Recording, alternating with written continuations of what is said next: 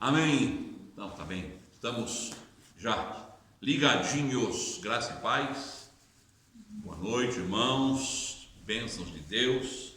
Nós que já estamos aqui no discipulado, e você que está aí também nos assistindo, bem-vindo, bem-vindo, bem-vinda. Vamos juntos conhecer um pouco mais daquilo que o Senhor tem para nós nessa noite. E o tema de hoje é interessante. Continuamos falando sobre o nosso discipulado, projeto de alcançar, o Evangelho ao alcance de todos. É o material que estamos no segundo estudo, né? O primeiro foi sobre formação de discípulos, e esse outro, segundo livro, o Evangelho ao alcance de todos, que nos dá uma ideia global, né? Bem assim, sintética, do plano de Deus, através das Escrituras, através da revelação dele para a nossa vida, para que possamos comunicar aos outros. O que eu tenho aprendido aqui, desenvolvido, e não é porque eu sou aqui o professor ou o comunicador que eu não tenho que aprender, estou aprendendo sempre. Eu tenho aplicado no meu grupo familiar, onde nós estamos trabalhando, e devagar vocês estão percebendo que o pessoal está quebrando as barreiras, já estão vindo. Quinta-feira já tinha pessoal aqui, né, do grupo familiar, no domingo já famílias aqui. Então o Senhor vai alcançando as vidas, Ele vai atingindo as vidas. Esse é o projeto. Eu estou orando também por cada irmão, por cada aluno, para que também forme os seus discípulos. E vocês vão perceber, comecem a orar, que da forma assim mais extraordinária, quando menos esperamos, Deus coloca uma pessoa em nossa vida, em nosso caminho, e essa pessoa traz outra pessoa, e assim o trabalho de discipulado vai se desenvolvendo. Amém? Então toda a atenção agora para os dois tópicos. Vamos desenvolver dois tópicos hoje. Primeiro tópico, a criação, ok? Num tópico de uma visão geral, global, a criação, cosmos, a criação dos animais, dos homens, enfim, aquilo que nós conhecemos como a criação de Deus no aspecto global. E depois vamos também estudar a criação no aspecto mais especial, mais singular, que é a criação do homem. São os dois tópicos que vamos desenvolver hoje. Amém? O pessoal está com material aí? Esse é o material que nós usamos, e o pessoal que está nos assistindo aí pela plataforma digital, acompanhe-nos, é uma bênção. Se está sendo bom para você, divulgue, publique, compartilhe, porque vai ser bom. Amém, gente boa de Deus? Vamos lá então, a criação. E hoje, quem terá o privilégio de começar a leitura vai ser, vamos começar aqui da Camila. Vamos fazer alternado a Camila, depois a Aline, e assim sucessivamente vamos lendo em nome do Senhor. Camila, capítulo 5 aí, a criação. A criação, ler e orar. Pois somos feitura dele, criados em Cristo Jesus para boas obras, as quais Deus de antemão preparou para que andássemos nelas. Efésios 2:10. Deus tem um propósito, para o qual Ele fez o plano, e nada foi criado ocasionalmente. Tu és digno, Senhor e Deus nosso, de receber a glória, a honra, o poder, porque todas as coisas tu criaste, sim, por causa da sua vontade, vieram a existir e foram criadas. Apocalipse 4:11. O Senhor criou todas as coisas porque Ele tem uma vontade e um plano. Amém. Então, esse texto, tanto de Efésios 2:10 como o texto de Apocalipse 4:11, eles estão em forma interessante. Paulo também escreveu em forma de poema. Alguns textos de Paulo, eles estão configurados em forma de poema. Tanto Efésios 2:10 é um texto em forma de poema. Estamos aí gravando. Bom que a gente fica um pouquinho aí aguardando em silêncio. Olha, tanto Efésios 2:10, esse texto que fala da criação, como Apocalipse 4:11, estão em forma de poema. Interessante. Não só vários textos da Bíblia estão em forma de poema. Não é só o livro dos Salmos, o livro dos Provérbios, ou mesmo Lamentações. Jó também está em forma de poema. Então várias partes das Escrituras, tanto do Antigo como do Novo Testamento, estão em forma de poema. E aqui nós temos um poema da criação, não é? E no aspecto geral, nós temos aqui a criação. Tópico 1, a criação. Textos base, Efésios 2:10, acabamos de ler, Camila leu. Apocalipse 4:11, que a Camila também leu. E vamos ler Colossenses 1:16 também, para ter uma visão mais global. Amém? Colossenses 1:16. Eu vou pedir que a Aline leia para nós. Colossenses capítulo 1, verso 16. Porque nele foram criadas todas as coisas que há nos céus e na terra, visíveis e invisíveis. Sejam tronos, sejam dominações, sejam principados, sejam potestades. Tudo foi criado por ele e para ele. Amém? Olha o texto, né? São 3 textos muito claros que falam todos da criação. Esses textos eles estão incluindo a criação geral de Deus, o universo, o mundo, o cosmos. Nós estamos descobrindo nos dias de hoje coisas fantásticas, né, sobre a criação, e também ele aborda criação específica, ou seja, Deus também nos criando como obra-prima da sua mão. Então vamos ver aí o primeiro pensamento, a primeira divisão do tópico. Dá para ler daí, Afonso? Dá. Parar e pensar. Palavra feitura, criação, Efésios 2:10.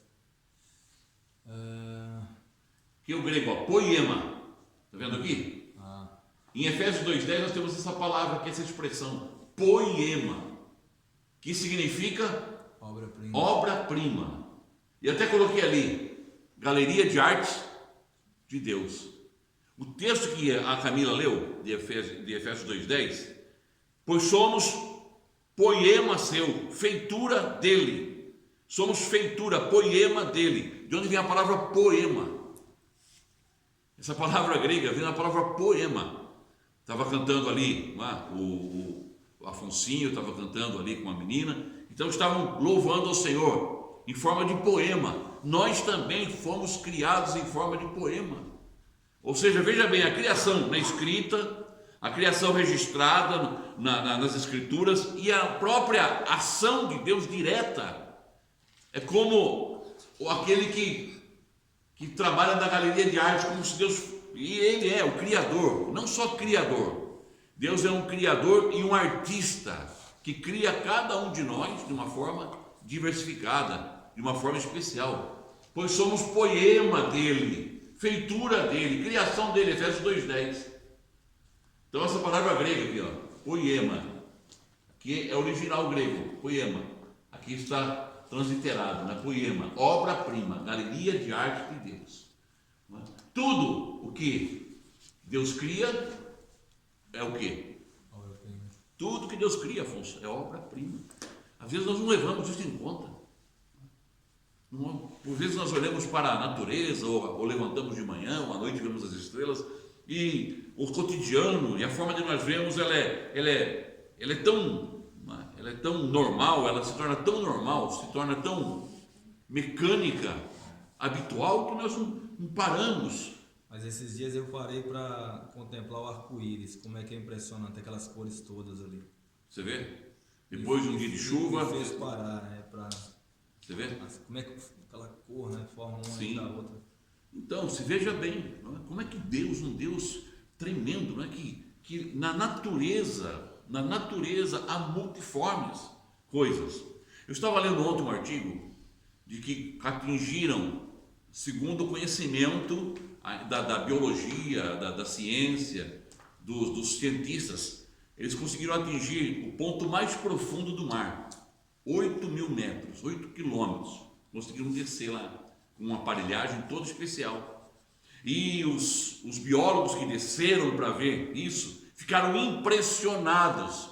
Lá a 8.000 metros existem criações Existem elementos que estão interagindo sem a luz do dia, sem luz, mas estão lá.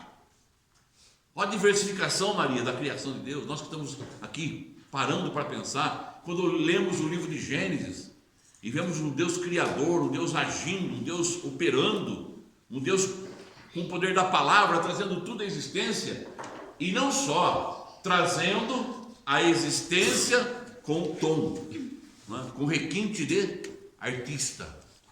Deus é um Deus, não é? Que tem requintes de artista. Por isso que nós temos que apresentar o melhor para Deus. Nós temos que ser um poema de Deus. Amém? Está chegando mais um poemazinho aí que é a Sara. Bem-vinda, Sara. Tudo bem, Sara? Tudo em ordem? Veio do metro? Olha, aluna aplicada, hein? Tá vendo? Parabéns. Então é isso aí. Veio de metro. Para quem você não sabe, metro aqui em Portugal é um metrô. Ok? Que também nos Estados Unidos é metrô. E também no Brasil é metrô. E também na França é metrô. Metro, né? Metro. Em Portugal é metro. E é isso mesmo, né? No Brasil a gente usa para medir. É o metro. Olha aí, tá vendo? É um metro de medir. Agora eu pergunto, Maria, Deus usou algum método para medir a criação? Com certeza a toda. E os cientistas, os matemáticos, o pessoal que trabalha com medidas, diz que a geometria do universo é um negócio fantástico. Tudo tem a geometria de Deus. Amém? Hoje a geometria de Deus está trabalhando conosco hoje. Ok? Então vamos lá. Parar de pensar que eu preciso entender. Tudo que eu estou vendo da parte do Senhor escrito aqui é um poema de Deus.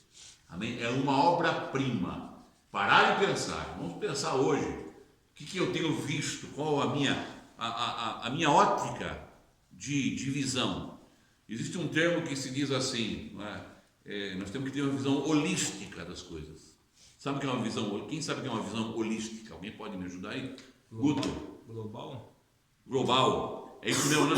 Global, holística, global. Em tudo. Nós temos que falar. Outro dia eu me lembro que eu fiz uma postagem no meu blog, há muitos anos atrás, não muitos anos não, porque não estou tão velho, né? Alguns anos atrás. Eu estava debaixo de uma árvore, senti tanto a presença do Senhor, debaixo daquela árvore, comecei a orar, abracei aquela árvore, eu falei, isso aqui é uma criação de Deus. E aquela árvore se tornou uma catedral ali, eu estava cultuando o Senhor, com aquela coisa linda que Ele criou. Então, eu escrevi mais ou menos assim, não é? Essa é minha catedral no momento, eu estava adorando o Senhor, por quê? Porque ali estava a obra-prima do Senhor. Dizem os biólogos, os que estudam, não é? Principalmente a natureza, que as árvores, os galhos, elas são todos na disposição de 45 graus. Essa é a medida. Se você vê todos, colocar lá uma medida, um padrão, 45 graus. Então, a geometria de Deus em tudo no universo. Ok? Continuemos a leitura. Agora é a Aline. Em Gênesis aí. Em Gênesis ou pois nele foram criados? Pode ler, pode ser. Pois nele foram criadas todas as coisas nos céus e sobre a terra, as visíveis e as invisíveis, sejam tronos, sejam soberanias, quer principados, quer potestades. Tudo foi criado por meio dele e para ele. Colossenses 1,16. Em Gênesis 1:1, a palavra criou, na língua original, significa trazer algo à existência a partir do nada. A palavra de Deus é poderosa o suficiente para cumprir sua vontade. Basta que Deus fale e tudo acontece. Pela fé, entendemos que foi o universo formado pela palavra de Deus, de maneira que o visível veio ao existir das coisas que não aparecem. Hebreus 11:3. Amém. Então, olha, segundo ponto aí. Quem pode ler para nós? Emília, você consegue ler? Uhum. Narrativa da criação tem um toque de poema. Bom, nós já lemos Apocalipse 4:11, Efésios 2:10. E agora lemos com a Aline Colossenses 1:16. E é interessante que eu coloquei aqui, nós não encontramos aqui, tanto no Novo Testamento como no Antigo Testamento, nenhuma narrativa com sentido científico. A Bíblia não foi escrita por cientistas, não foi escrita por matemáticos, não foi escrita por físicos, pessoas que fazem cálculos, pessoas que estudam a distância dos planetas. Não, foi escrito por homens comuns.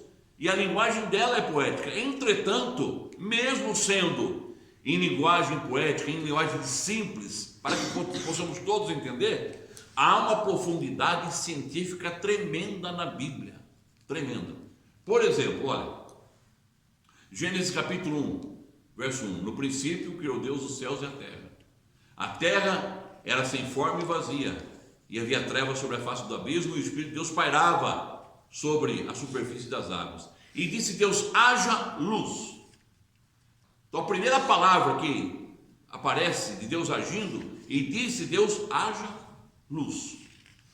Mas não é a luz solar, não é a luz estrelar, não é, é a luz chamada luz cósmica, em que a ciência ela detectou a luz cósmica, ou seja, foi a primeira explosão de luz que houve no universo. Então a ciência ela checa nos seus estudos, no seu aprofundamento, que essa luz existiu. Ela teve um início, foi chamada luz cósmica, não é a luz do sol. Sol, as estrelas aparecem depois, mas a primeira ação visível, palpável, material, de que é construído, né, de matéria, é a luz cósmica, que vem de uma grande explosão, ou seja, uma grande manifestação de radioatividade forte, grande, que aparece. E a partir dessa luz, as coisas começam a se configurar.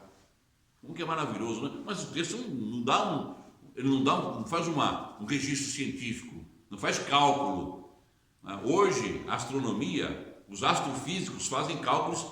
Nós fazemos o quê? A gente vai viajar daqui a Matosinhos, 20 quilômetros, daqui a Viana do Castelo, 60 quilômetros. Só que o astrofísico usa uma outra medida. Sabe que medida que ele usa? Anos-luz. Muito bem. Ano-luz. Ou seja, a medida é astronômica. O que é ano-luz? É a velocidade da luz, segundo Einstein. Não existe nada mais rápido do que a velocidade da luz. 300 mil quilômetros por segundo. 300 mil quilômetros por segundo. Um ano-luz é o que a luz percorre em um ano. Imagine. 300 mil quilômetros por segundo. E você medir isso em um ano? Qual a distância? Nós nasceríamos milhões de vezes e não conseguimos atingir. Então você veja bem, a criação de Deus está em tudo isso. O tamanho do nosso Deus. E nós reduzimos, às vezes, Deus uma coisinha pequena. Ficamos ansiosos, não é? Por isso que eu disse, lançando sobre Ele toda a vossa ansiedade. Ele tem cuidado de vós. Ele é o Senhor que caminha, não na nossa estradinha, não. Ele caminha no luz. Aliás, eu considero, se a luz é o elemento mais rápido que existe, não há nada mais veloz, eu acredito que haja. Eu acredito que ainda vão descobrir que há alguma coisa no elemento do universo que é mais rápido que a luz. Porque se a luz se projeta, alguma coisa tem que projetar essa luz. Tem que carregar ela. Tem que pavimentar essa luz. Tem que ser mais rápido. Você percebe ou não? Só não vou fazer o cálculo agora, porque não é coisa para... É brincadeira, hein? Ponto 2 aí, narrativa da criação tem um toque de poema.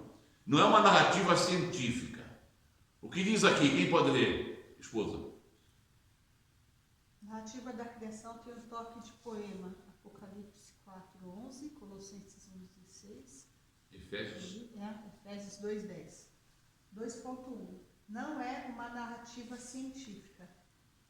2.2. Um poema da vontade do Pai manifesta no Filho.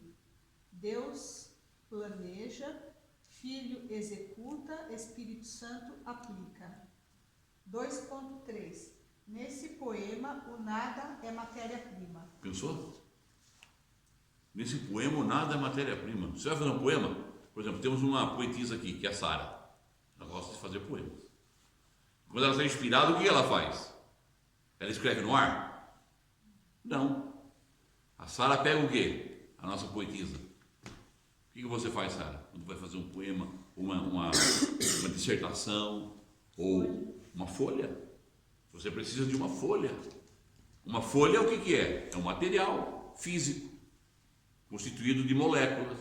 Agora é o telemóvel, pastor. Hã? Agora é o telemóvel. Agora é o telemóvel, agora é o celular. Agora nós falamos ontem, né? Tem um bloco de notas agora. Temos um bloco de notas no nosso celular.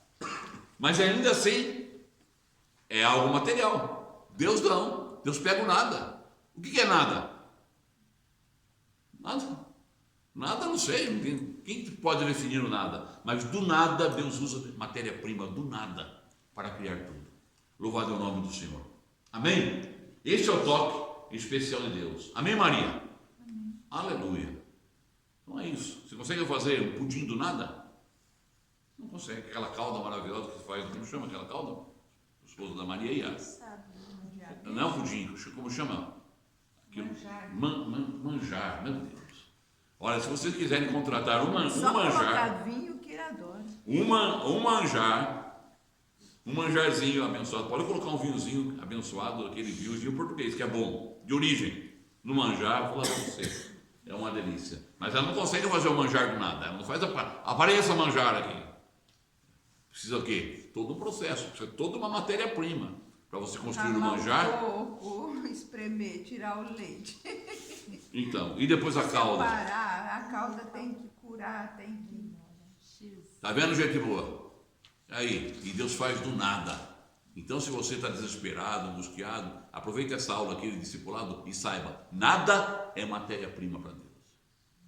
Aleluia. Mas assim como Deus criou e o ser humano destrói, Maria, se você criar essa obra-prima, se quiser alguém que destrua, também tá aqui. Hoje só que ela cobra para essa destruição, ela cobra também. Vamos lá então. Agora a disposição, vamos lá. Quem que está lendo agora é a Camila. Não foi a Camila, já leu, né? É a Emília.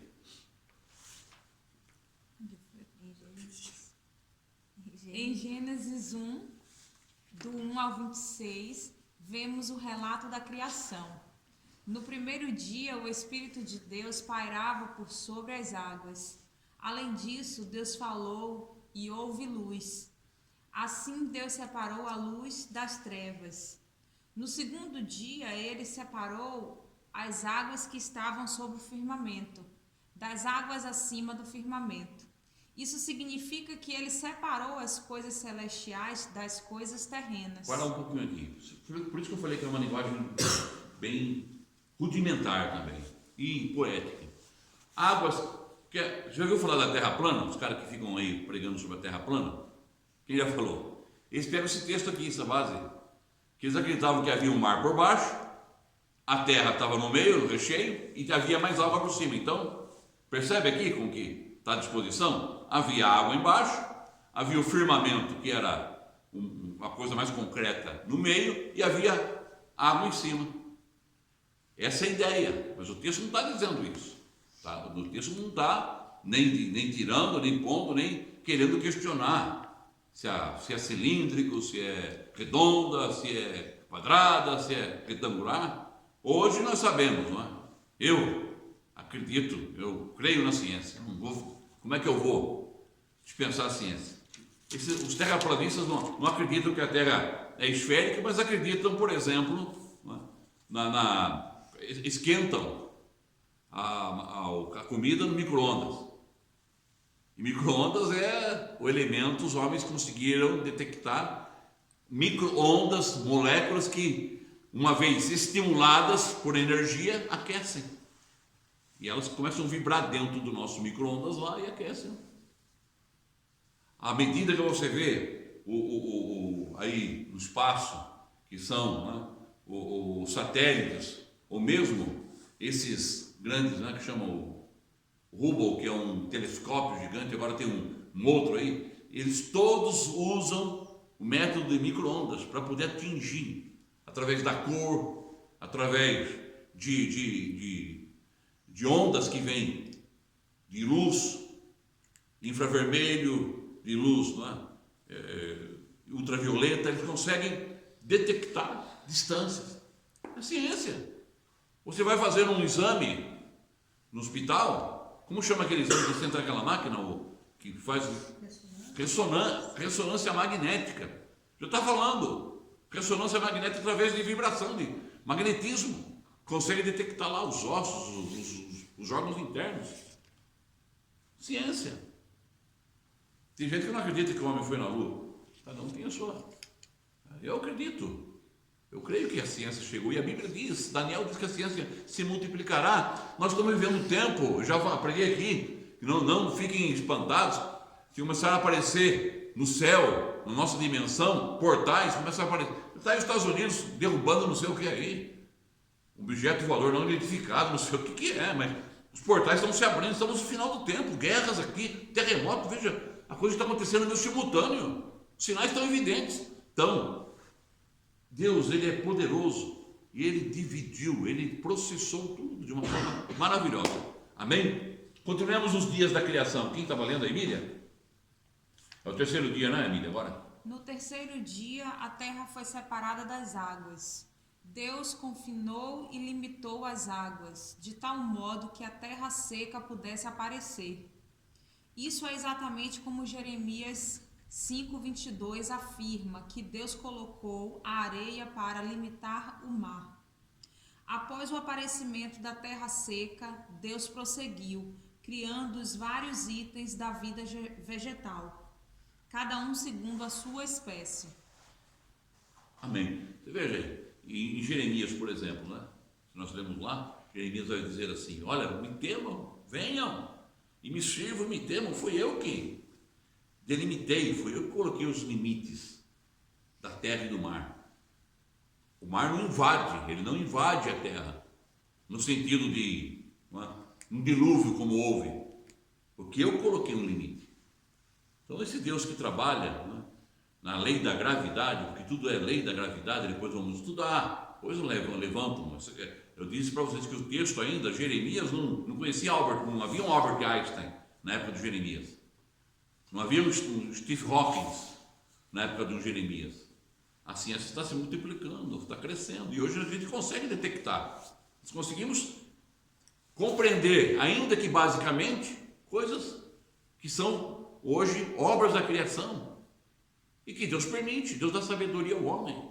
Olha, aquele louvor foi inspirado nisso aí, aquele louvor do maior pintor do mundo. Tem uma frase que ele fala: colocou limite nas águas do mar. Então, você veja bem, então, com certeza o autor que fez esse louvor, leu esse texto de Jeremias 5:22, ele colocou areia, ela vai até um limite, não ultrapassa. É incrível, não é isso? Fantástico. Então vamos lá, o 3 aí, disposição, na economia, na narrativa da criação. Nós estamos falando então no primeiro dia, falamos no segundo dia, falamos no terceiro dia. O quarto dia aí, quem pode ler? Maria, leia o quarto dia. No quarto dia, Deus colocou os luzeiros, o sol, a lua, as estrelas, para governar o dia e a noite, e também para dividir a luz das trevas. Já não é a luz, aquela que eu falei, luz cósmica, está vendo? Agora já é a luz solar. Agora já é a luz solar e a luz da lua, que a lua não tem luz própria. A lua reflete a luz da terra. Quando a gente vê a lua, ela está refletindo o que o sol bate na terra e reflete na lua. E aí, olha só, sabedoria de Deus, como que Deus é fantástico. Ficou impressionado com essa simetria, com essa geometria de Deus. Deus trabalhando. Continuemos essa leitura, está muito simpática essa leitura, Maria. Continue essa leitura do quarto dia, do quinto dia. No quinto dia, Deus criou os seres vivos na água, e as aves do céu, cada um segundo a sua espécie. Pode ir para o sexto dia. No sexto dia, Deus fez os animais domésticos, os répteis e os animais selvagens, cada um segundo a sua espécie. Por último, Deus criou o homem para ser o centro de todas as coisas. Está vendo? Tudo isso, Deus culmina na criação do homem. coroa da sua criação.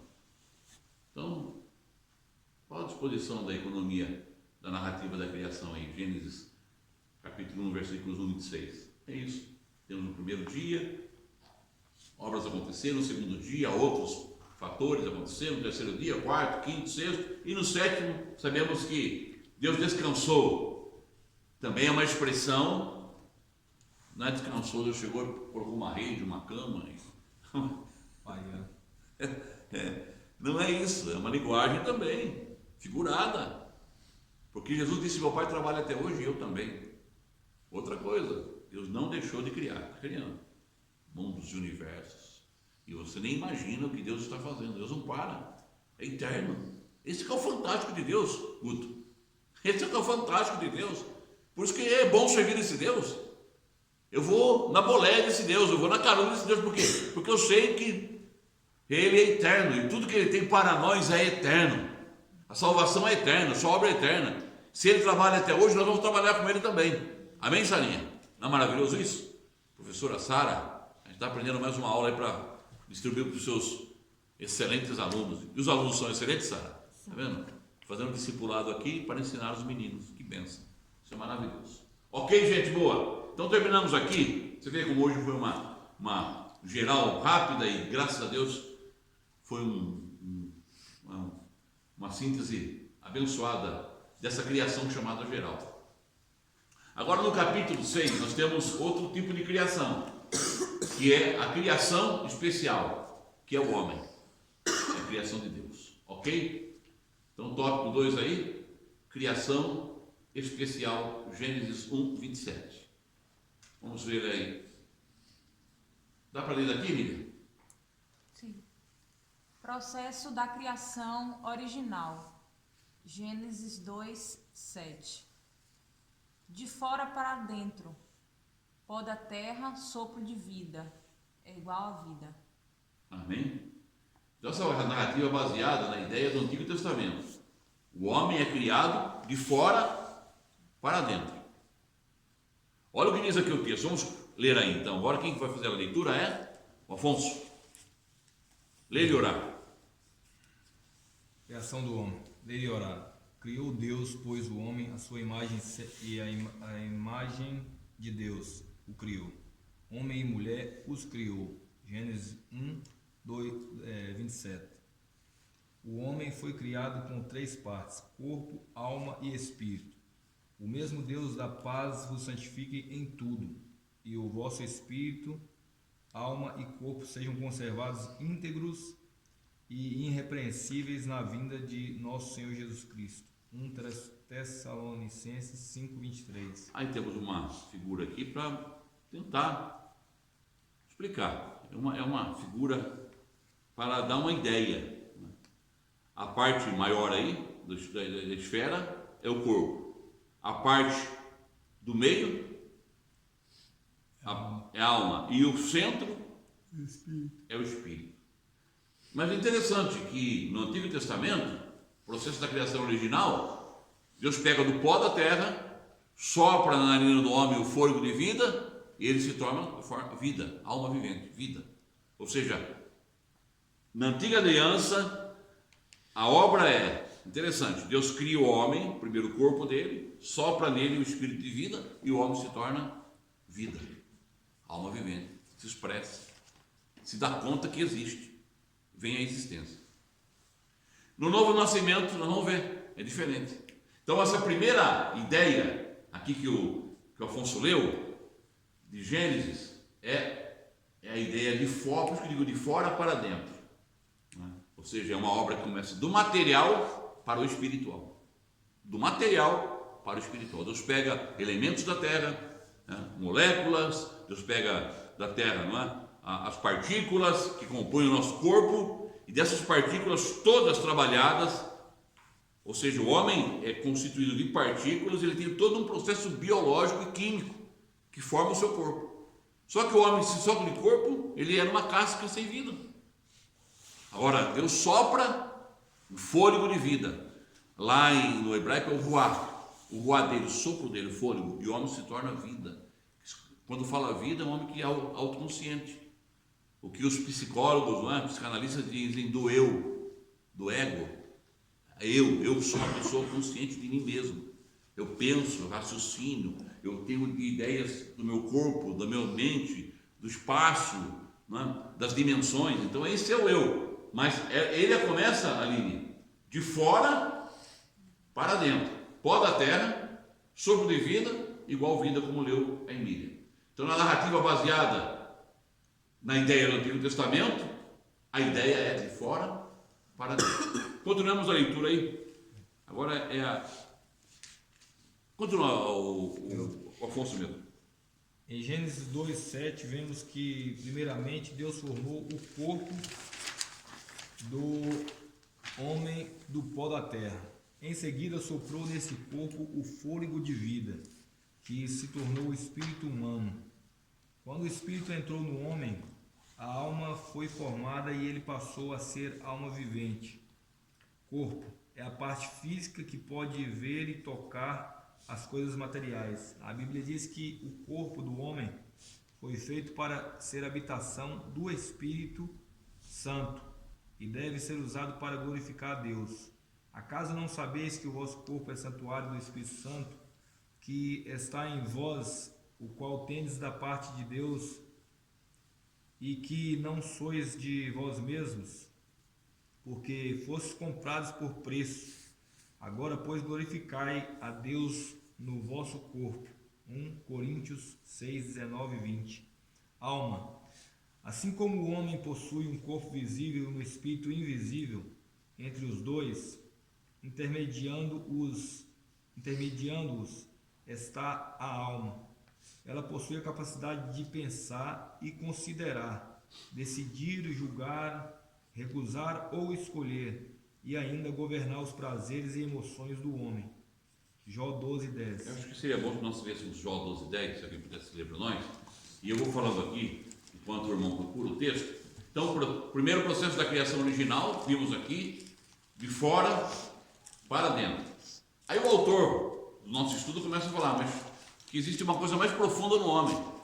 Agora, na nova criação, temos uma outra ideia.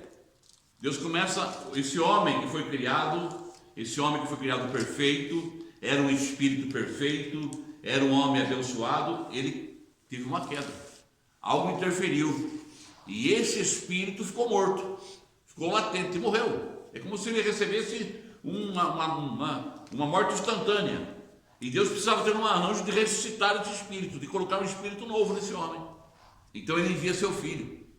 É aí que está a grande bênção do Novo Testamento, da Nova Aliança. A todos quantos o receberam, deles o poder de serem feitos filhos de Deus. A saber, aqueles que não nascem nem da carne, nem do sangue, nem da vontade do homem, mas nascem de Deus. Aí o arranjo de Deus é formar novamente o espírito no homem. E esse processo em Jesus Cristo, no Novo Testamento, não começa mais de fora para dentro, agora de dentro para fora.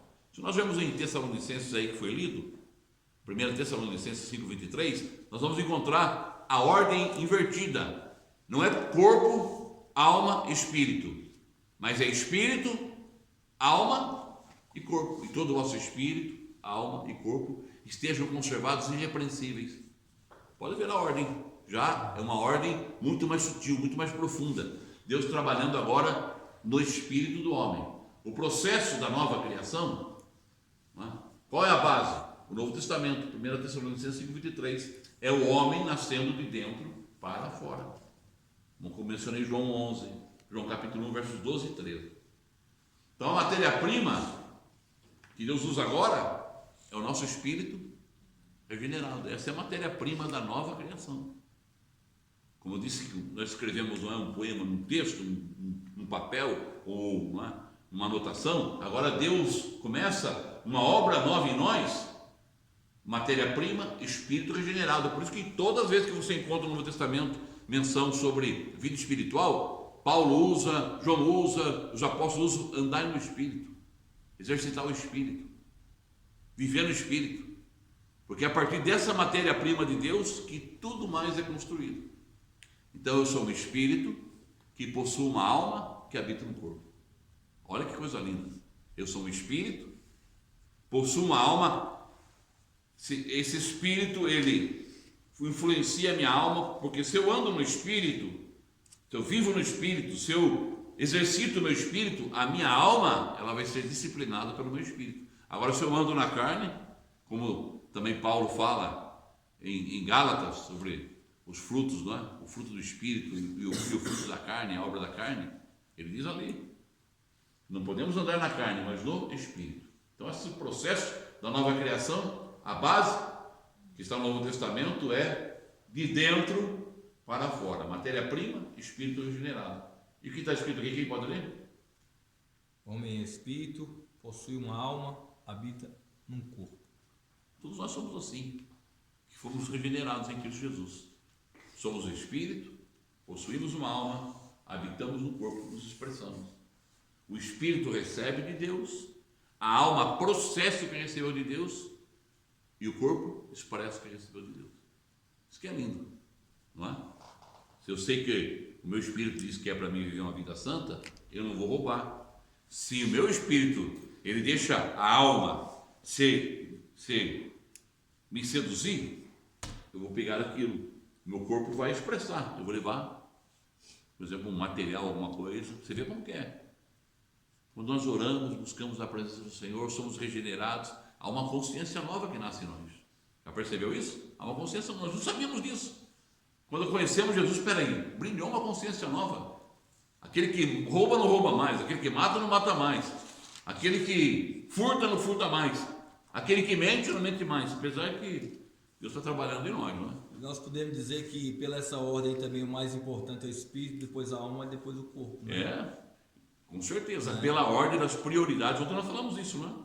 Não entramos também, né, profundamente nesse assunto, mas ontem a mensagem foi que nós devemos fazer um checklist da nossa vida e depois detectar aquilo que está roubando as nossas prioridades. O espírito tem que ser prioridade em nossa vida. Se eu me entregar a minha carne, a minha alma, por isso que a Bíblia diz que há crente carnal e há crente espiritual. Paulo diz isso. Ele diz isso em 1 Coríntios capítulo 3. Não vos pude falar como espirituais, mas como a carnais. E ele diz para a igreja de Corinto: vocês têm todos os dons do Espírito, falam línguas, profetizam, mas vocês são carnais. Ou seja, eles davam vazão para a carne, e a carne vencia. Quando eu entendo que a matéria-prima que Deus quer trabalhar, como disse o Afonso, que é o principal, é o item principal, é o item mais precioso, e eu dou lado ao meu espírito, a minha alma começa a ser disciplinada e o meu corpo expressa aquilo que o Espírito está me habilitando. Continuando a leitura aí, onde nós paramos, agora é a Sara. Espírito é a parte mais profunda de todo o ser do homem e serve para receber e contactar a Deus. Zacarias 12:1. Peraí, um momentinho só que eu pedi para alguém ler Jó 12:10, não é? Eu pedi. Quem está com a leitura aí de Jó 12:10, por favor. Em sua mão está a vida de cada criatura e o fôlego de toda a humanidade. Olha, em sua mão está a vida de cada criatura e o fôlego. Como é que está na sua versão, escuta? Em sua mão está a alma de todo ser vivo e o espírito de todo homem carnal. Olha aí, você vê? Só é Deus que detecta. Por isso que lá em Hebreus 4:12 diz que a palavra do Senhor é espada de dois gumes que penetra até a divisão da alma, do espírito, das juntas e medulas. Continuamos a leitura então, Sara. Diz que Deus estendeu os céus, fundou a terra e formou o espírito do homem dentro dele. Os homens são para a terra é para o homem e o homem possui um espírito para Deus. Assim, o homem é o centro da criação de Deus e o centro do homem é o seu espírito.